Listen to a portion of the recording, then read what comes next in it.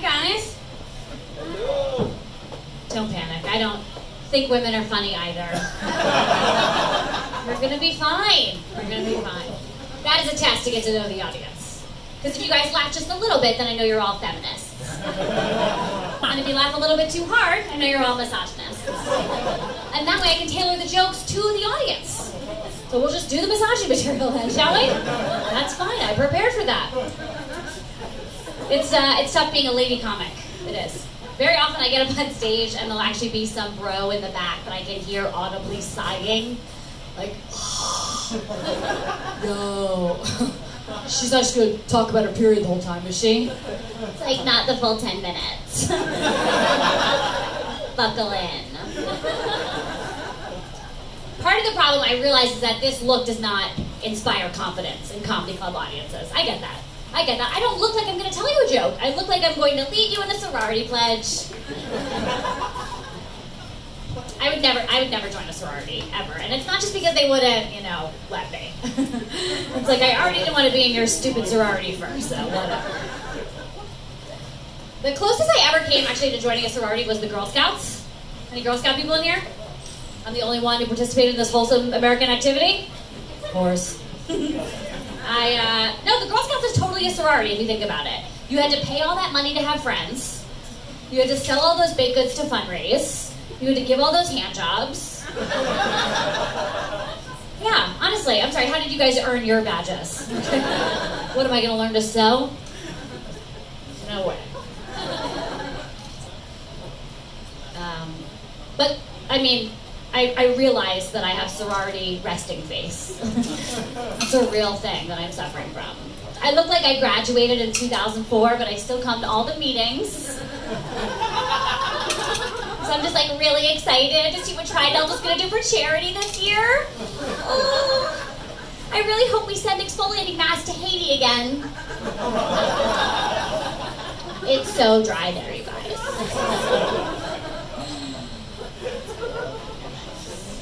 I'm going through a divorce. I'm getting out of a long marriage, which you guys can just hold your applause till the end or whatever, that's fine. Yeah, I don't even do any jokes about that. I only say it on stage for the free moral support, so I don't know what we're going to do now.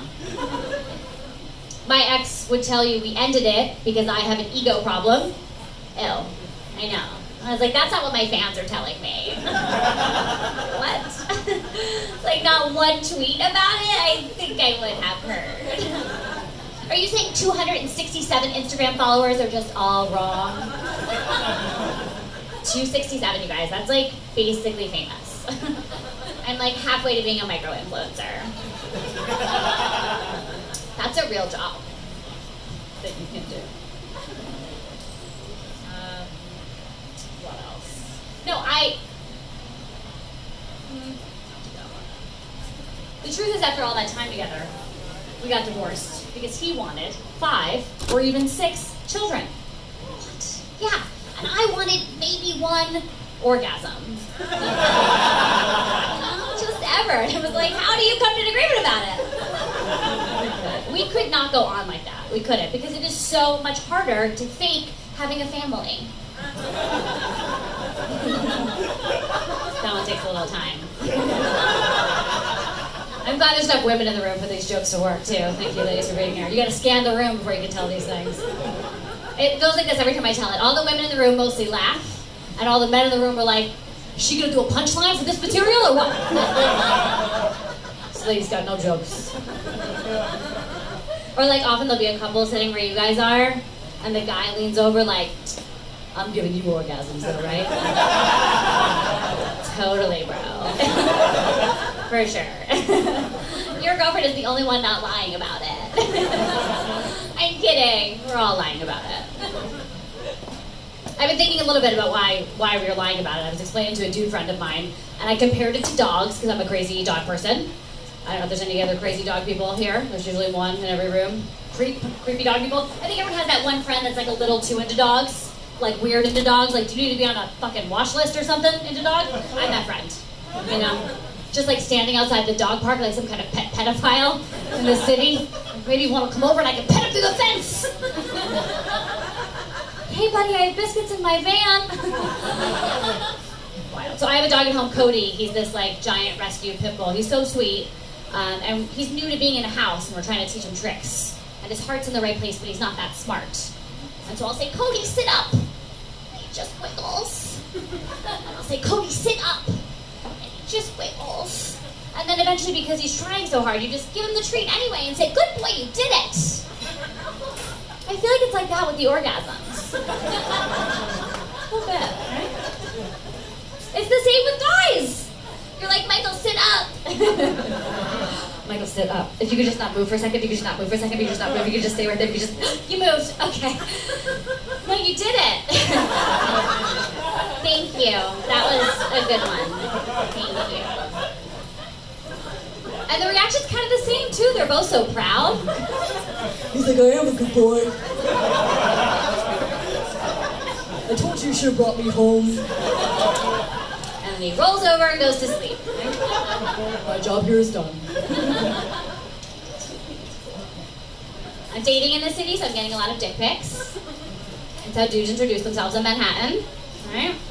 I've done the research, though. It doesn't matter where you're from in the world. They're sending dick pics in that country, too. And it doesn't matter what language you speak in that country. The word for dick pic everywhere is just dick pic. That's it. It's international. It's like shalom or aloha or something. It's amazing. Tung, get my dick pic. I said a dick pic. Ow. Except British people are always like, oh, sorry, no, we don't call them dick pics. We call them penis photographs.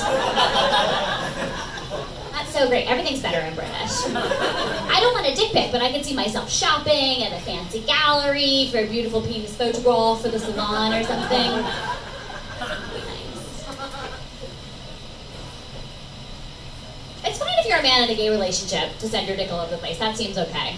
Because men, you're visual, and you appreciate that kind of thing. That's why it works. Ladies, even if I love you, and I love what your dick is doing for me in real life, I don't want a fucking photograph of it. Yeah, ladies, can you imagine some future moment where you might find yourself going back through your phone to look for your favorite one? Sweetie, thank you. I love this one. I look at it every time I miss you. Something fun I do now, someone sends me a dick pic, and then I send him back a picture of another, bigger dick. I have a doozy in my phone if you want to see me at the show. I will share it with you. It's gross. It's like a burrito. It's not normal. It's so weird. Most guys get that that's my way of saying don't call me again. One guy thought it was my dick. Ooh. It was weird. I know. I was like, first of all, why would my dick be black? Like, what? It would definitely be that big, but it wouldn't be black. It would be crazy. That's cool. My mom is coming to the next show, so I can't do any of this material. She has a lot of rules when she comes to the shows. I can't curse, and I can't talk about sex.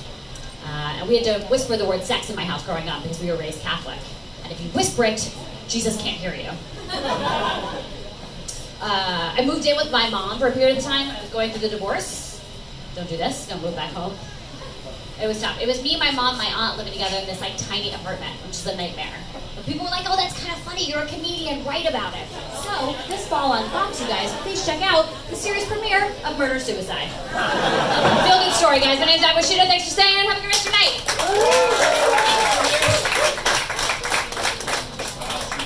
One more time for Abby Washuta. Here, Abby Washuta. All right, that's our show. You guys have been an amazing audience.